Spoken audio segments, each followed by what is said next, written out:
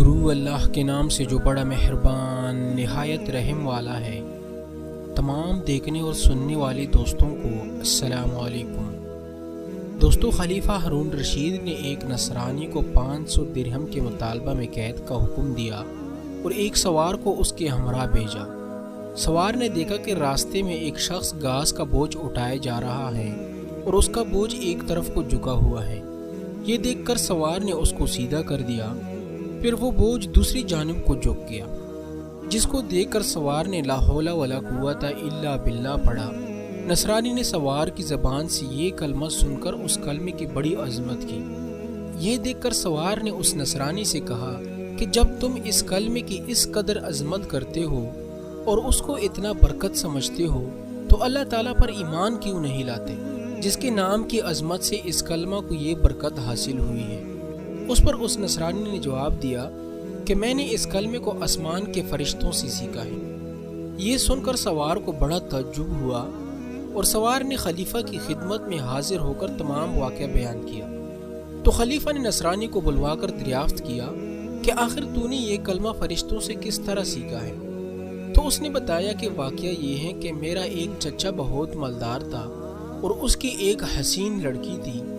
میں نے اس چچا زاد بہن کے لیے اپنے نکاح کا پیغام دیا، جس کو میرے چچا نے منظور نہ کیا اور اس کا نکاح دوسری جگہ کر دیا۔ چنانچہ شب زفاف میں اس کے شوہر کا انتقال ہو گیا تو میں نے پھر اس سے نکاح کی درخواست کی، مگر اس نے اب بھی میری درخواست منظور نہیں کی اور دوسری جگہ اس کا نکاح کر دیا۔ اس کا وہ شوہر بھی اسی طرح شب زفاف میں بیوی کے پاس گیا تو مردہ پایا گیا۔ پھر تیسرے شخص سے اس کا نکاح ہوا، اس کے ساتھ بھی یہی واقعہ پیش آیا۔ اس کے بعد چوتھی مرتبہ میں نے پھر اپنے عقد کا پیام دیا تو مجبوراً چچا نے اس لڑکی کا عقد مجھ سے کر دیا، کیونکہ متواتر ان حادثات کے بعد کوئی دوسرا اس لڑکی سے عقد کرنے کو تیار نہ ہوا۔ آخر میں نے دیکھا کہ خلوت کے وقت شیطان ایک کوہ گراک کی شکل میں ظاہر ہوا اور اس نے زور سے ایک چیخ مار کر کہا کہ تو کہاں آیا ہے؟ میں نے جواب دیا کہ میں اپنی بیوی کے پاس آیا ہوں۔ تو وہ شیطان کہنے لگا کہ تجھے معلوم نہیں کہ میں نے اس کے پہلے شوہروں کے ساتھ کیا معاملہ کیا؟ تو میں نے جواب دیا کہ ہاں مجھے معلوم ہے۔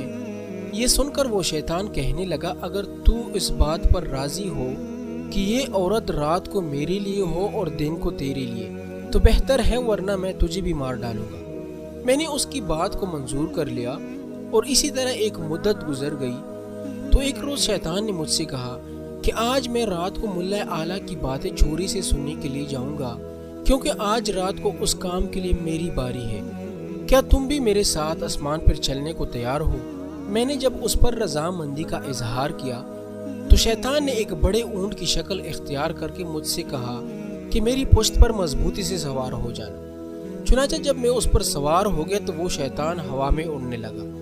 اتنے میں مجھے فرشتوں کی آواز آئی کہ وہ لا حول ولا قوت الا باللہ کہہ رہے ہیں، جس کو سن کر شیطان واپس ہوا اور مردہ کی طرح زمین پر گر پڑا اور میں بھی اس کے قریب ہی جا گرا۔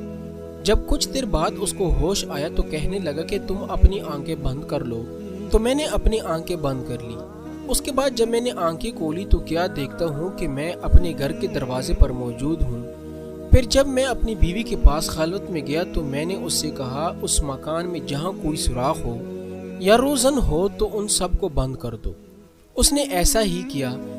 چنانچہ جب رات کو شیطان گھر میں داخل ہوا تو میں نے دروازہ بند کر دیا اور باہر سے دروازے کی طرف منہ کر کے لا حول ولا قوت الا باللہ پڑھنا شروع کیا، جو میں نے فرشتوں سے سن کر یاد کر لیا تھا۔ اتنے میں نے ایک سخت آواز سنی، پھر دوسری اور تیسری مرتبہ لا حول ولا قوت الا باللہ پڑھا تو اس کے بعد بیوی نے مجھے پکارا کہ اندر آ جاؤ۔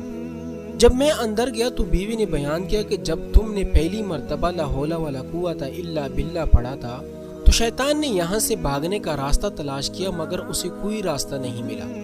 جب دوسری مرتبہ تم نے پڑھا تو آسمان سے ایک آگ نے اتر کر شیطان کو گھیر لیا، اور جب تیسری مرتبہ تم نے لا حول ولا قوت الا باللہ پڑھا تو اس آگ نے شیطان کو جلا کر راکھ کر دیا اور اللہ تعالیٰ نے ہمیں اس معلوم سے نجات دے دی۔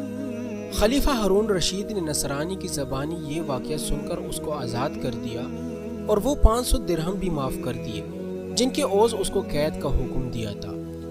تو میرے پیارے دوستو، یہ سب برکت کلمہ لا حول ولا قوت الا باللہ کی تھی، جس کے پڑھنے سے یہ سب برکت ظاہر ہوئی۔ اللہ تعالی ہمیں بھی اس کی عظمت جان کر اس کا کثرت سے ورد کرنے کی توفیق عطا فرمائے۔